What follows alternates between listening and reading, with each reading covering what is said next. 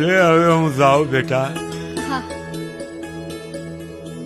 હા. હવે જ્યાં મારા ભાગ લઈ જાય ના જાઓ. અરે બાબા, તમારું શરીર બીમાર છે. તમારો પરિવારનો કબીલો છોડીને ક્યાં જશો?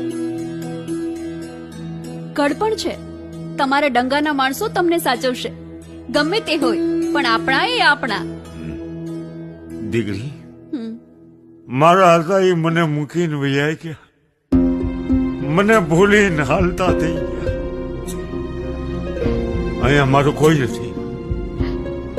હું પરદેશી, બેડવો દેવી બુઝક, મારી ગાંઠે ગ્રથ નહીં, રહેવાનો આશરો નહીં, ખાવા રોટલો નહીં, મારું કોઈ નથી દીકરી.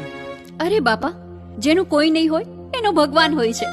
હું રોજ મારા બાપુનું ભાથું લઈને વાડીએ જાઉં છું. સાથે તમારું પણ એક રોટલો